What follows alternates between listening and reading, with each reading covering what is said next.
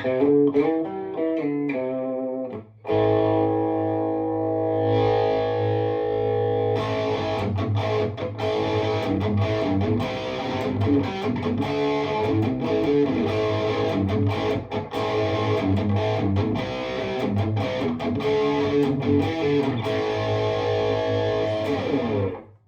up, YouTube? What's crackin'? So, I got a new package in the mail today. And I'm super excited to show you guys what it is. It's my next guitar project.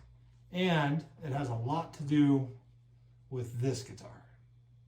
Let's get into it. So, this guitar.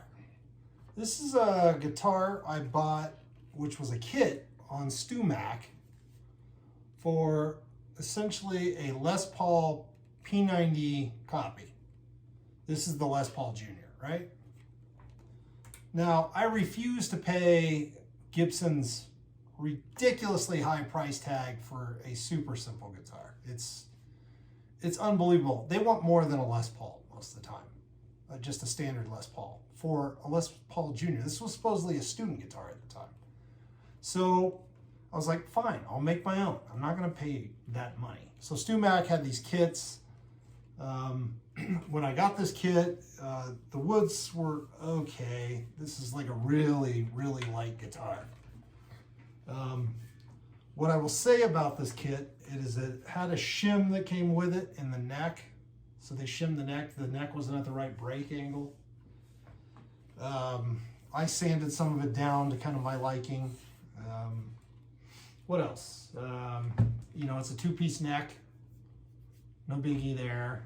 Rosewood. It's all mahogany, except for the rosewood fretboard. So now here's where I got it together. Here's where the problem set in. So I have 3 bridges here. 3 bridges. 4 if you include the one that's actually on the guitar. That I tried to get this thing to intonate right. And it is as good as it's ever going to get with this Wilkinson bridge. That's, you know, each saddle is self-adjusting now. It's a wraparound tailpiece. You know, you can adjust the angle of the strings as well. So you got as much for a wraparound tailpiece, as much adjustment as you can get, which is what this guitar needed. You know, I replaced the nut from the standard one. This is a Tusk nut. I swear by them, they're good nuts. And then it has this gizmo that I purchased after the fact because I just couldn't keep the damn thing in tune. It was obnoxious. You know, it's, before I get into that, I have, you know, my standard hip shot locking open gear tuners, which I love. I think they're 18:1 ratio. So it has the makings of a great guitar, except it doesn't stay in tune. It doesn't intonate very well. And so this little gizmo past the nut is, you know, I did some research, and it's to help with this weird Gibson break angle thing that we get on the D and G string. And it does the trick. If you look, all the strings are straight past the nut. This is called the DP string butler, is what this thing's called. It was like $35–40. I mean, you put it on a Gibson Les Paul that's not staying in tune. You don't put it on the cheap homemade guitar you did. But I wanted this thing to play. You know, I spent some time and energy and made this thing a guitar, and it didn't turn out. I'm just not happy with it. So I'm disappointed in all those elements, but the one thing I'm absolutely in love with is this Seymour Duncan SP90-3B pickup. It's a custom wound ceramic magnet P90 pickup that they put out. I think Seymour made it for Mike Ness of Social Distortion. And it just sounds phenomenal. It just has this, it has all the P90 super bark that you love in the P90 with the clarity and the gain, the high gain section, but it doesn't have any fizzy, brittle top end. It's just super ballsy. It just sounds phenomenal.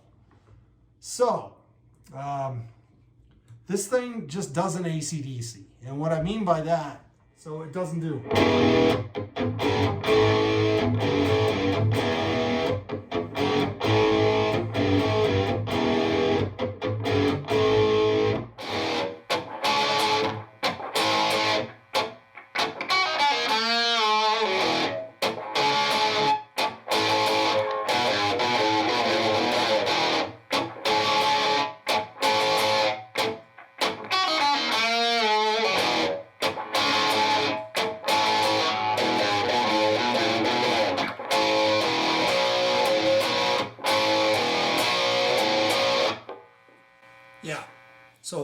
that stuff.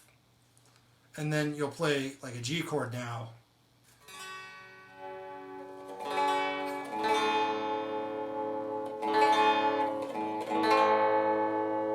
That's painful, man. If you can't AC/DC, it's no good. That's just how it goes. Alright, so this package arrived today from, that's upside down, Warmouth. Never ordered anything from Warmouth before, but this I had to custom order from them, so I'm hoping it lives up to expectations. So let's get her open. I ordered this about 6 weeks ago. They had to make it for me, so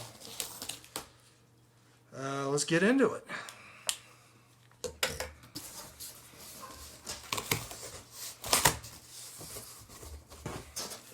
Well packaged. Definitely is arriving in one piece. There's a bunch of bubble wrap. Let me show you this. Ah, that's the back of it. Alright, let me get it out of the peanuts and show you what's what. Alright guys, check her out. She's a two-piece, all mahogany body. Routed for my single P90. So essentially what I'm going to be making here is Les Paul Jr. Telecaster, right? So I've routed it for the Les Paul style bridge even. Got to put in the posts and everything. I decided I didn't want a plate on it, so it's not going to have a plate. So, you know, it'll just come right through the back cavity here. I got a belly carve in it. I got the arm carve in the side. It's nice. It's very nice. So, this, along with what I have over here, another one of my awesome baked maple necks with the rosewood fretboard. Dude, this is going to be amazing. Can't wait to put this together. So, let's see how she fits in the pocket here. Ah, nice and snug. Look at that. That was the first time I was able to see how that went together. Ah, it's going to be nice. I can already tell it has a nice solid fit. Oh, this is going to be great. I think I'm going to paint it the same pickled white is what this is called, pickled white. You know, I want the pickled white colored guitar. I'm on the fence if I want to add a black pick guard here. I think it would look cool. I think it kind of needs that aesthetic, that kind of contradicting black and white thing going on. And of course, you know, I love the tele controls, so these knobs are going on there. So I think it's going to look sharp. Can't wait. I'll order some new, you know, hip shot open gear tuners, 6N line, staggered. So I ordered a few other goodies with it. So I got the neck plate. I got a bunch of screws. These were for several guitars to screw on. These are hard to get at 1 3/4 inches. I got stainless steel screws to screw in the necks of a couple of guitars I had. And then I ordered from Warmouth the actual Gibson proper tailpiece and stop piece as well. So, dudes, it's time to start the project. It really is. It's totally going to be awesome. I promise you. I got all the parts. It's time to go. I apologize for the dishwasher in the background, but dude, you know, it's like 12:30 on a Saturday. Wife's working, so let's do this thing. Come on, let's do it. Look, boys and girls, I got all my parts. So we've talked this thing to death. So we're literally going to transplant the goodies, all the electronics out of here, and make the super Tele Jr. Yeah, TJ is what I'm going to call it. Yep, TJ. So there's the Warmouth body. There's my Howl baked maple neck. God, I love these things. So smooth. Silky smooth, baby. All right, and then I got my stop tailpiece. So, man, it's going to be a bastardized Telecaster. It's going to be so awesome, though, guys. I promise you. So, one thing, and you guys, I definitely want to hear your guys' opinion on this. This is what I've decided to do for the pickguard. So, I've cut this out of paper. So, a traditional Telecaster pickguard, you know, has this weird little hoopy edge thing. I'll post a photo of it around here somewhere. Photo's gonna go around here somewhere of a Telecaster pickguard. I don't like them. It doesn't match the body shape. It's fine. It's doing its Telecaster thing. We're all used to it, but you know, I wanted it to play off the curves of the body. So I did like a 2-inch offset here for the pickguard, 2-inch offset here. And then, so I still wanted this to have some representation of the horn. So I did like a 1/2-inch offset there. And then I thought it would be cool to kind of cut the pickup in half with the pickguard. Because let's face it, where you pick it, right? It's right here. And really, I think the only reason why I'm putting the pickguard on is to give it some contrast from, because I'm going to do the same pickled white. Because I love the look of this guitar. It just sounds like crap, though, is the problem. Because it won't stay in tune. So, yeah, man, I'm trying to make this into this, but this is going to be so far superior to that with those goods, right? Yeah, let's get. Okay, first things first, we got to cut the strings off the old one.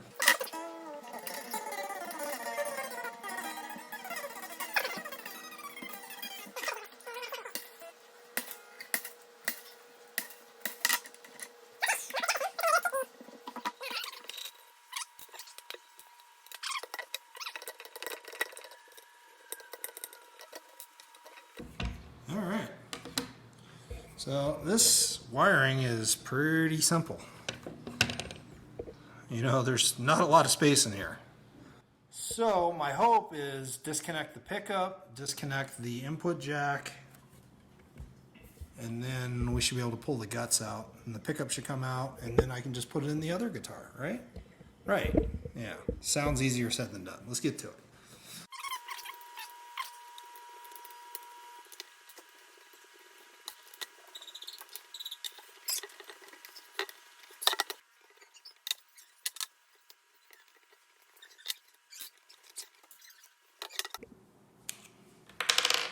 Okay, so this pickup has a ground shield wire, which has the lead going through the center of it. So it's one of the old school style ones.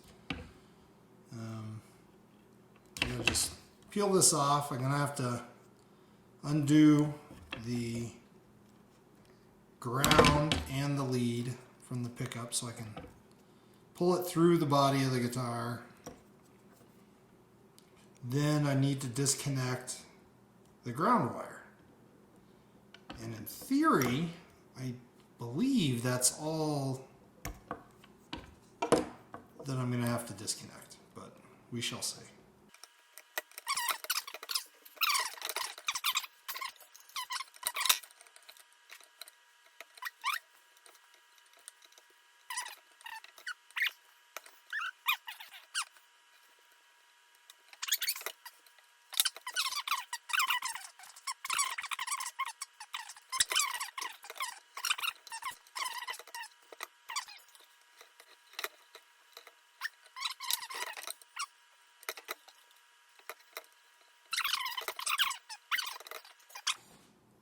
Oh man, my work is a mess. What color wires do you pick? Like, I go black for ground, red for hot. But, you know, I pick whatever color wire eventually if I run out to just use whatever. But what's the standard? Can someone tell me what the standard is? Because all these pickup manufacturers use different wiring colors. Why is that? Why can't we just all be the same? Why do we got to be different? Okay. Anyways, rant over. Let's move on. Okay, let's see if I can't get some of this out of here now. So this should come free now if I can get the ground wire out of the way. So All right, voila. So if anyone's curious, the cap I'm using, it's an orange drop cap. It's a .022 microfarad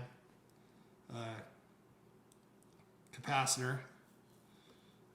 These pots are, I want to say they were 250, but let me confirm that. Nope, that's a 500. And this one is a 450G. I used to remember how to read these things. Why can't I read them? They're CTS pots, I know that. They're alpha pots, 450 GT. I'll have to research and get back to you what those are. I can't remember if they're 250 or 500. So these pickups are screwed into the body, which also makes them super awesome. That's part of what makes their sound kind of cool and unique. And there's just 2 screws here that they're screwed in with. This is not a great screwdriver to undo this. See if I can't find a better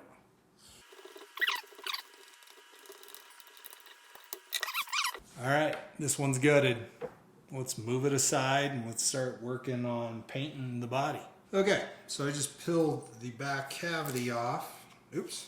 And the fancy, ooh, ready? Enjoy. You're welcome. How did that feel? That feel good? That was like guitar porn right there. They gave me the screws. They put the screws on the back. So, there they are. Nothing fancy there. 4 little screws, right? Anyways, move that out of the way. So let's look at the cavity. It's huge. I mean, we got all kinds of room to work in here. See if you guys can see that. I'm not doing a very good job showing it to you. Look at that cavity. It's huge. So I think we're in good shape. It's pretty easy to do what we need to do in there. Okay, so it feels pretty good. I'm gonna give it a little bit of sanding, just a little bit, but it's pretty much ready for paint, just the way it is. So I'm just gonna give it a light sanding. All right, I was getting a little ahead of myself. So I need to drill these holes for the neck, make sure they line up before I get into any staining. So I want to make sure I drill as many holes as I need to, any sort of effect on the finish of the body. So I'm going to drill these 4 holes. Okay, getting ready to drill these holes, but I want to make sure we don't drill too deep into the wood, because there's no reason to. You only need to drill as far as you need to go. So screw's going to fall about that depth, so let's tape off the drill bit to not go any deeper. Okay, I'm out here with the patio furniture and the drill bit, and I just drilled the 4 holes in the neck. No patio furniture was harmed in the making of the holes for the neck, so that's good news for me. Yeah, I got the holes drilled. Forgot to record that video, so you know, just trust me, they're drilled. So what I haven't done is drilled the holes for the 2 strap blocks. I probably will do that later, but typically I would do that step now. Drill any holes into the body that you're going to create, so you're not affecting the finish, especially if you're putting some sort of poly finish or something on this guitar, which I'm not. So, all right, let's get to the staining part. Okay, pulled the neck off. There, if you needed proof, there it is. I did drill those 4 holes. And really, I just seated them in the 4 holes that Warmoth gave me. You know, I wish I had a drill press. I don't have a drill press. I just went in as straight as I could. I think it's going to match up beautifully. I'm not overly worried about that. Having to press those by hand. Now, one thing I wasn't comfortable with was drilling any of these holes by hand. You know, this stuff would have been a nightmare. So I had those pre-drilled from Warmoth so that they would match up and all the studs would go in there nicely. So that I wasn't comfortable doing. I let the pros do that. Okay, I have 2 more holes to drill. And just little pilot holes here and here for the 7/8" input jack of the Tele style. These are my favorite input jacks on the Teles. They're screwed in, they don't pop out, they're just well done. So you just screw in the input jack into this piece. So I'm just gonna, like I say, pilot hole the 2 holes so I don't have to do that later while it's still unfinished. And then we will officially get to staining.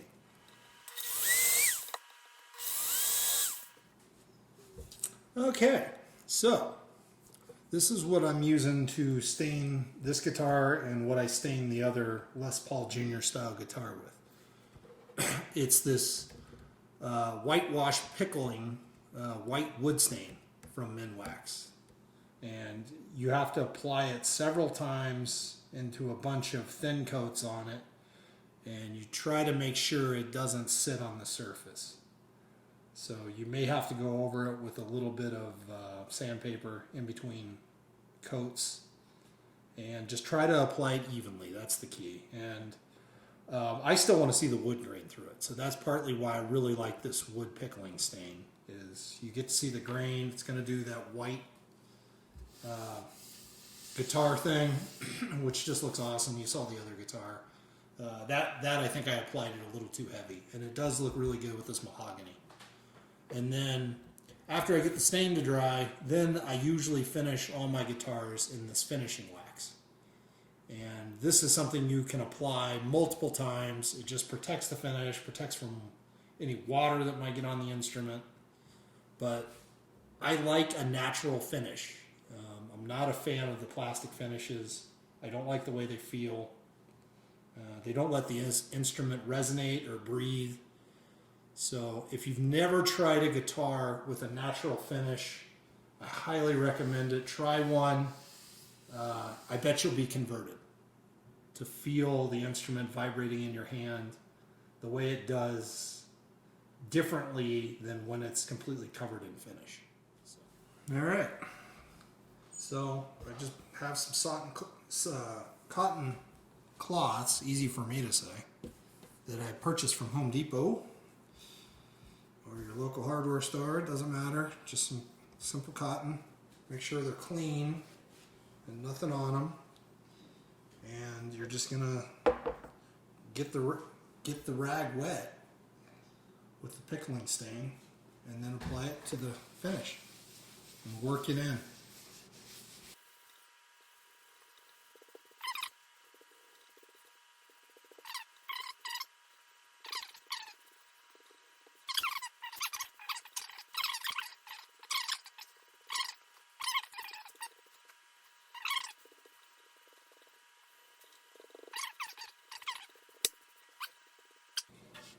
It's pretty light and it's hard to see it, but you can kind of see the finish coming through there.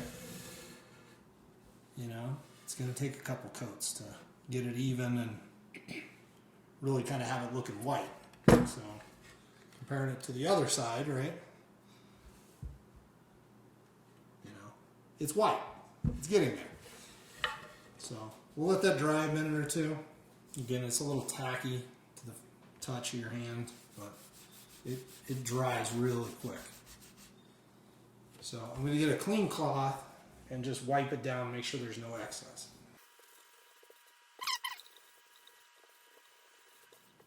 Alright, so we're going to sand this thing now. 220.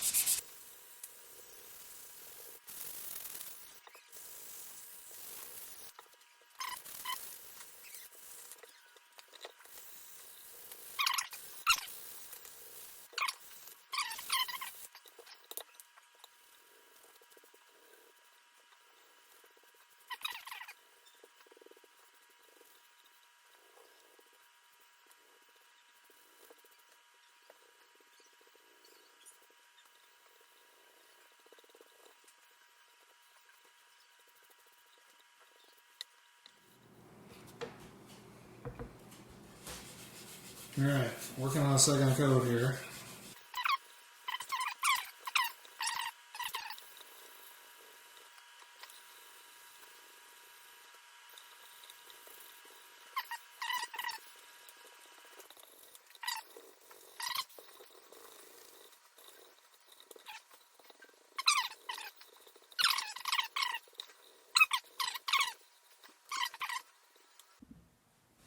All right, so I've got a second coat on.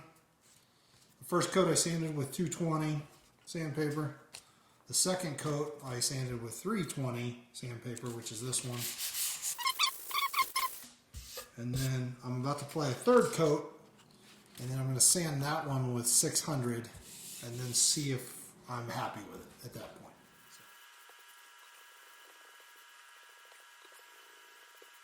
Again, these coats, I'm just trying to barely apply it to the surface. Otherwise you get a bunch of unevenness to it. A little unevenness is cool, actually. It adds character to it. But if you have a lot, it looks just bad. And we're getting pretty close to that color white that I like. It's kind of creamy. You can still see the wood grain.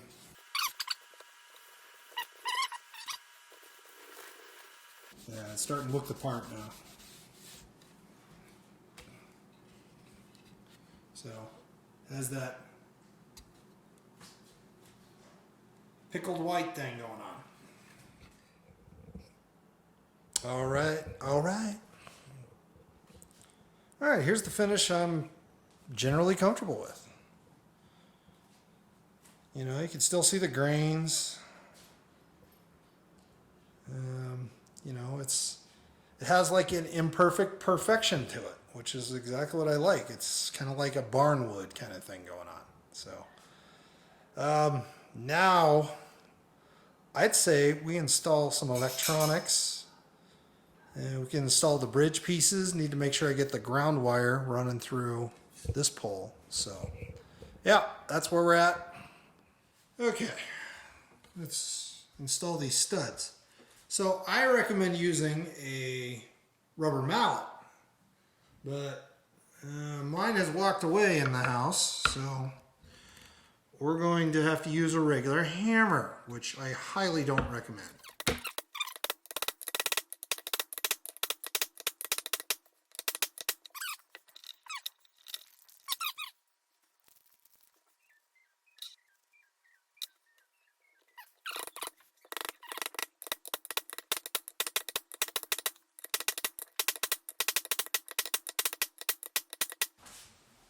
All right, there they are. All right, let's get this pickup in.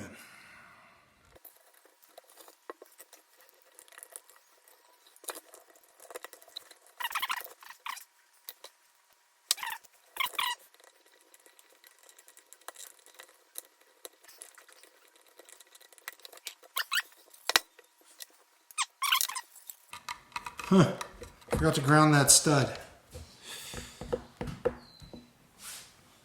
Oops. I guess I'll just have to ground it to the back of the guitar now. Dang it. Rookie mistake.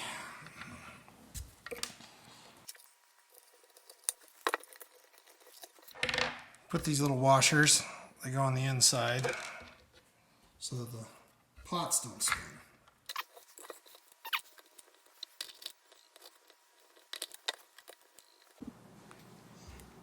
All right, gotta fix my ground wire issue. Okay, so, I don't know if you can see, but I got the little ground wiring installed right there. See it? It would have been better to put it under the post, but Genius Boy decided not to do that wiring, so. So I got that. That's another ground I gotta install. Got the soldering iron over here heating up.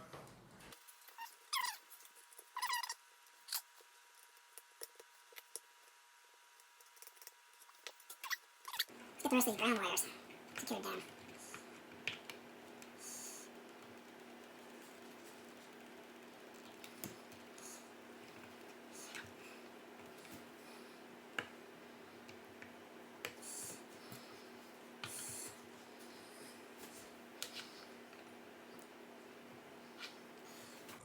That was way too much solder, but okay. All right, so now I have all those ground wires. Now I just need the lead back through this pot. This should be pretty clean.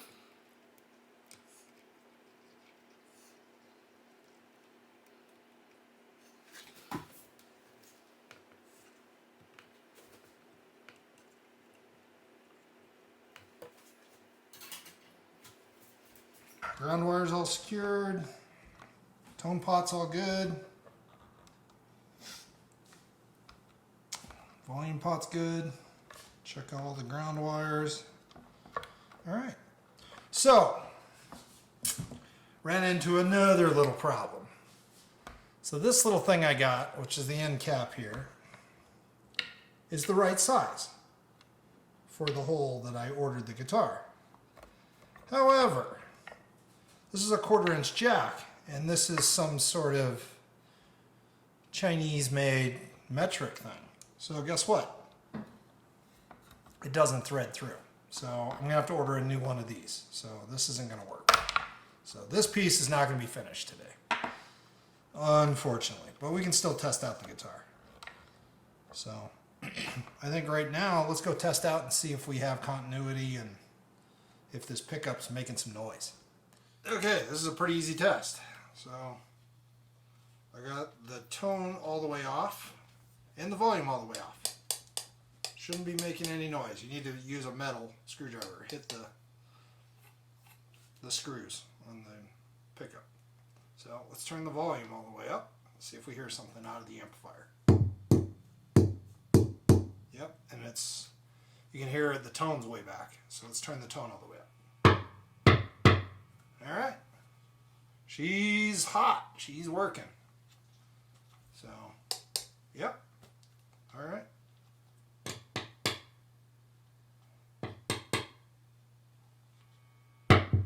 She's humming along. It's time to work on this pick guard. Remember this thing? Oh yeah, man. That's going to look awesome. Now we got to turn it into from paper into something real. So, I have this enormous blank pick guard that we're going to cut up and make our own out of. Yeah, there it is.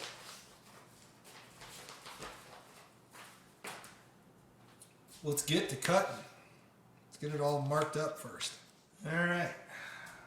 It's time to work on this pick guard. Remember this thing? Oh yeah, man. That's going to look awesome. Now we got to turn it into from paper into something real. So, I have this enormous blank pick guard that we're going to cut up and make our own out of. Yeah, there it is.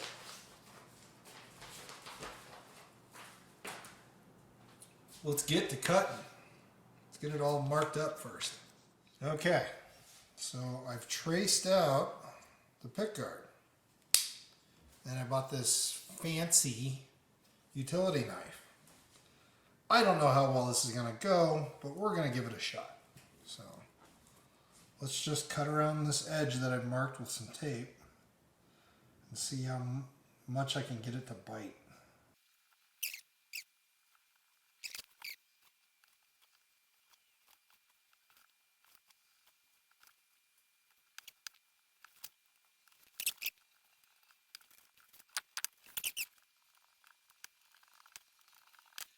I don't even know how far through I am with that thing.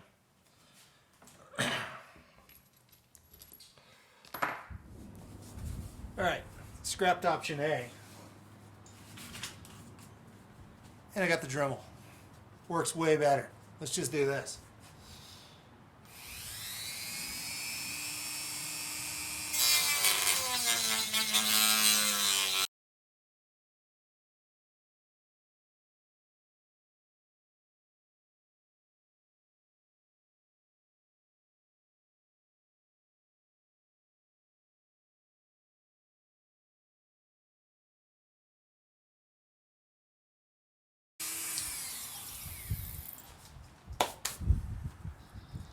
All right, here's the rough shape. It's definitely not perfect.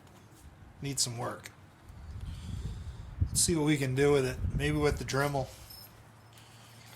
Just smooth out the edges.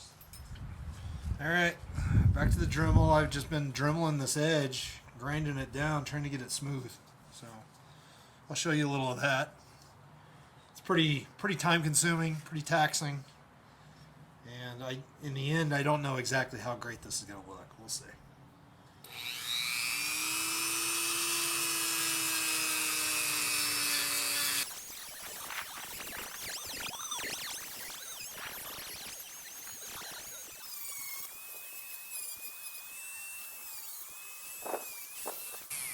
All right, moment of truth.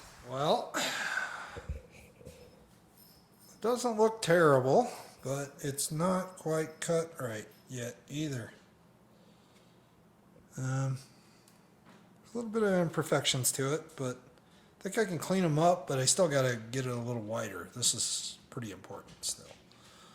So I'll work on straightening those out.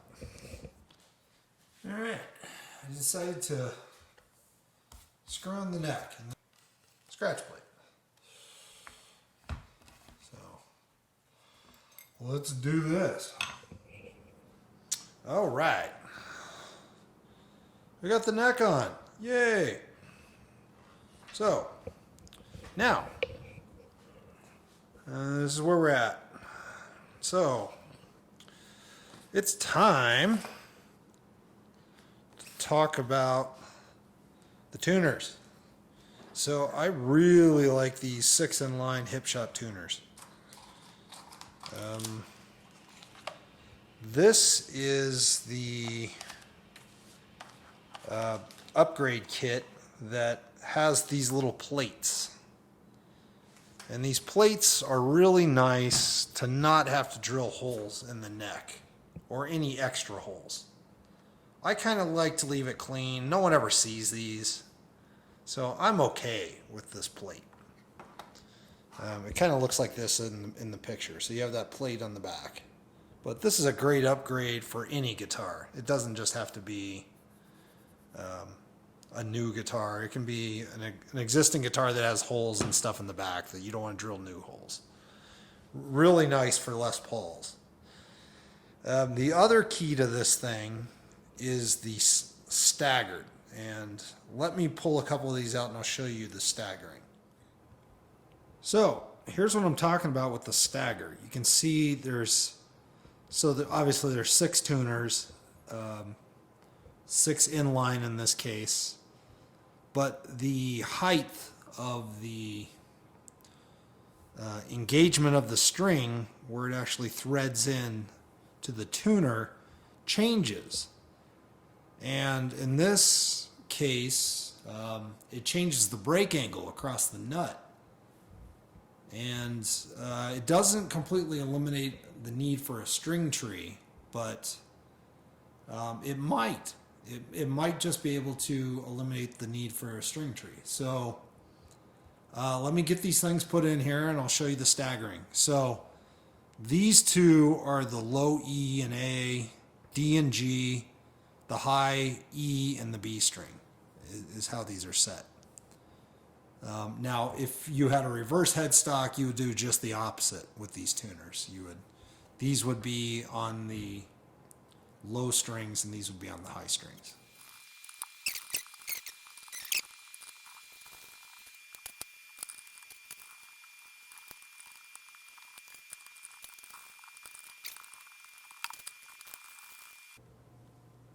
Okay, so they're all hand tightened. There's what the backs look like. Now, you don't have to use these plates if you didn't want to. You could put them in with the screws. There's little holes on the hitch shot. They're just great tuners. 18:1 ratio. Just the best tuners I've used. There's comparable ones to these. These are the ones I like for the money. I think they're the best tuners for the money. So let's tighten them down.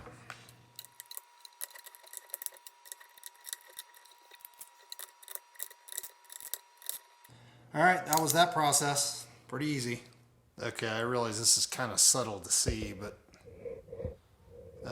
if you can make out the staggering from the low E to the high E on these. And in theory, the staggering on this low end will get rid of the need of a string tree. Now, I've built a couple of these guitars and it doesn't always work that way, but that's in essence what you're trying to avoid, is having to play some string tree here to create a better break angle for these high strings. So we're now back to the infamous pick guard. So I'm generally pleased with how this turned out, but you can probably see here, especially right there in that little corner, I'm going to try to use some 220 grit sandpaper right there and see if I can't smooth some of this out and just give it a little more human touch, so to speak, but so get rid of some of the heavy machining that's done to this and see if I can't soften it up and make it look a little more pro. So I haven't really been videoing this, but really I'm just trying to soften these edges a bit. And I think it is working pretty good. I like it. It's the part I'm really concerned about are these rounded edges. You know, it looks very machined when you're using that Dremel tool because it's cutting everything at these rigid angles. So that, you know, that's where the human element comes in. You have some organicness to this curve and you kind of work your magic with your sandpaper in the groove. So all I'm doing is just grooving it at this beveled edge and just lightly working it in the sandpaper to kind of soften the tooling from the Dremel. So I'm going to keep working on this off camera. You can see that this corner looks a lot better.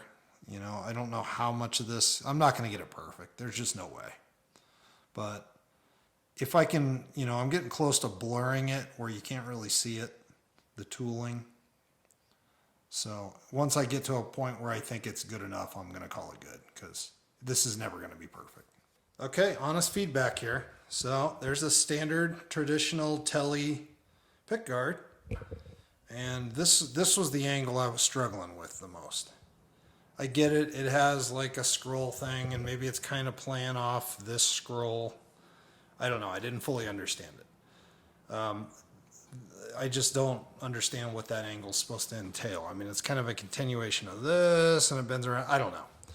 But I like how this is tailored to the contouring of the guitar itself.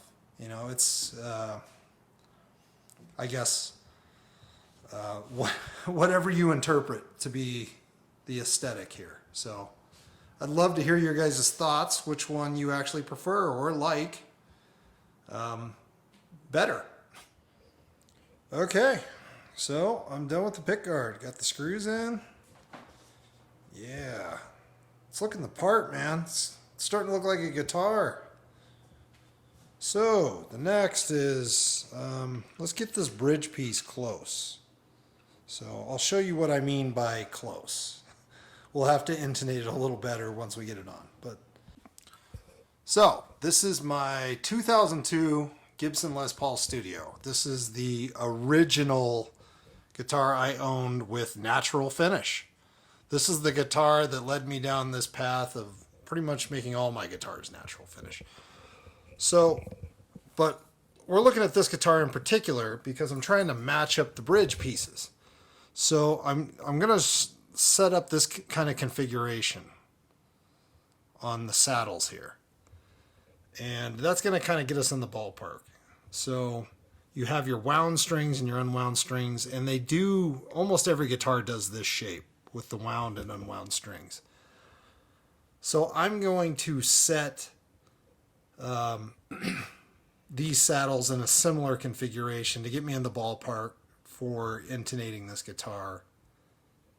That way I don't have a bunch of extra fine tune adjustments, because once I get this stop tail piece on, it's harder to manipulate these, to get a screwdriver in there and kind of, you know, poke in and reset these so that the saddle moves forward. Okay, so I've started to adjust these. I'm not going to show you every one, but they're just, you know, a small Phillips screw back here. And I'm just trying to reset these at a similar spot to my other Les Paul. I think this one's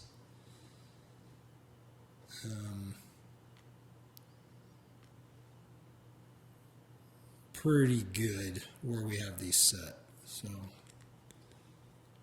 this one I'm going to push forward some. Pull this one back a little bit. All right.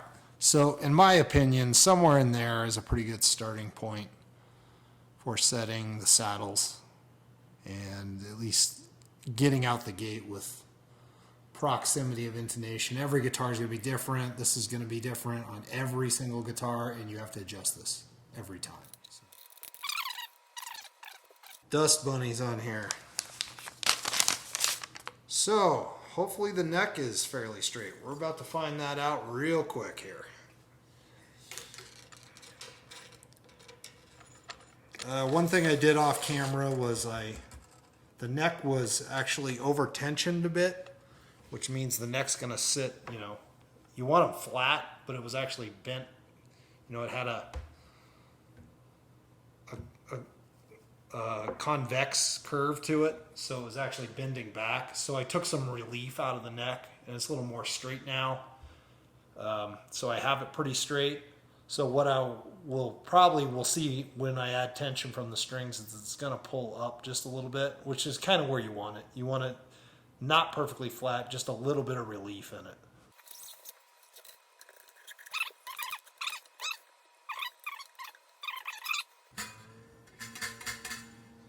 All right, so as you can hear, we have some adjustment to do.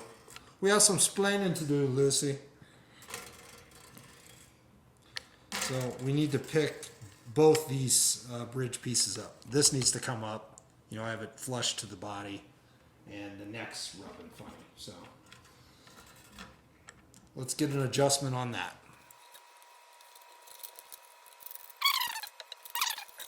Just adding the strings and then working through the finer detail of, you know, the neck angle and the tension on the truss rod and all the fine adjustments of the guitar. So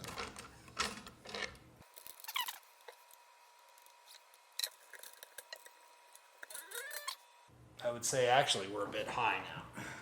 So let's drop it back down. Take the tension back off it.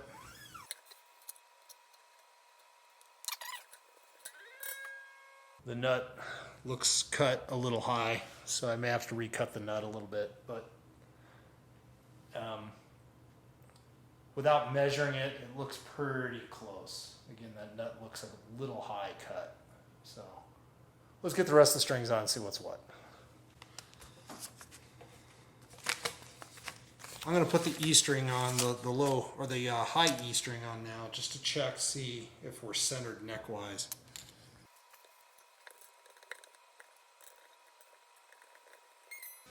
Okay, let me show you what I'm seeing. All right, so here's what I'm looking at. I'm looking at how well set is the string, you know, over the pickup in particular, you know, trying to get you guys centered over it. And it's pretty well centered over that pickup. And then trying to see how the travel is down the neck. Is it angled one way or another? And it looks pretty solid, both sides of the neck. You know, it's right where it should be on both sides. So it's a well constructed neck, fits well into the body, and the bridge was drilled in the right spot. So I'm happy. It's one of the most overlooked things of the guitar, to be honest with you. If that doesn't line up right, the rest of the instrument's garbage. It really is. This is where it all starts.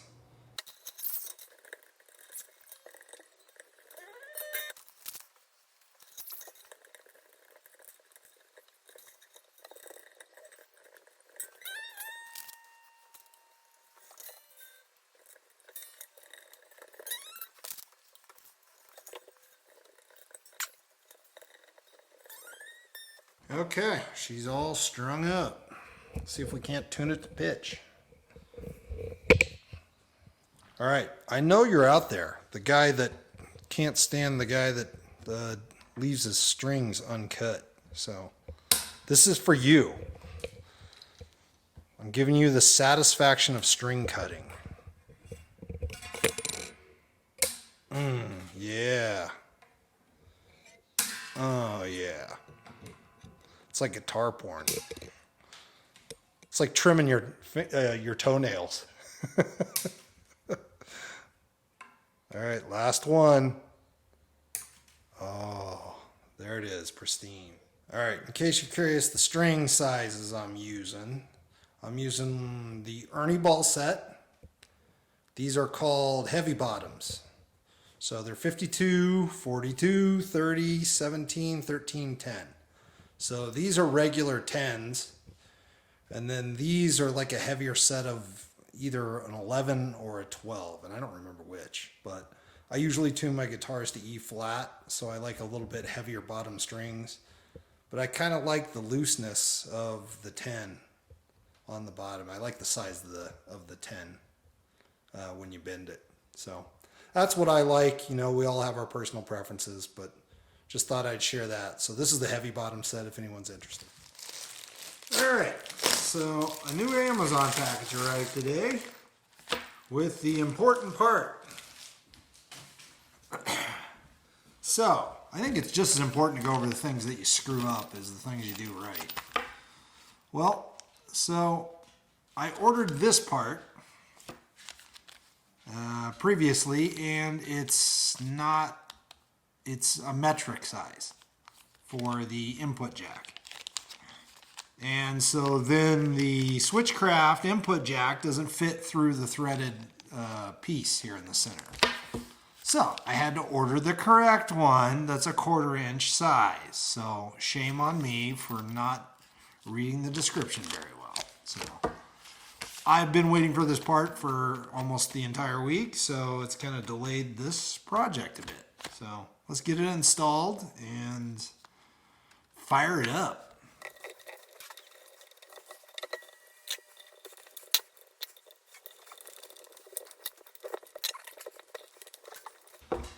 All right, there we go.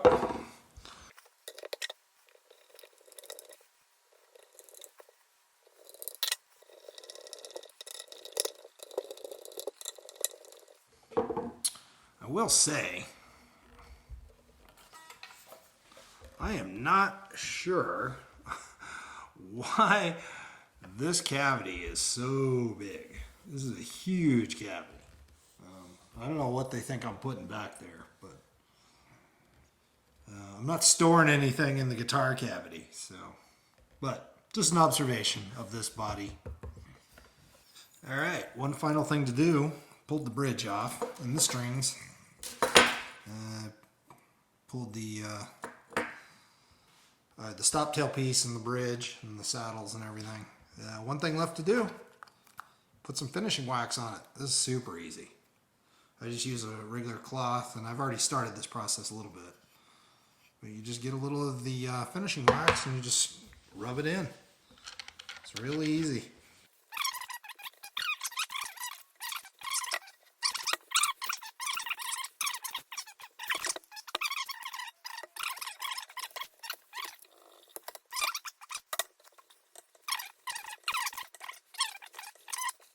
So yeah, that's it. That's all she wrote. So I'd say this process is done. All we got left is to hear some tones. So let's go do that.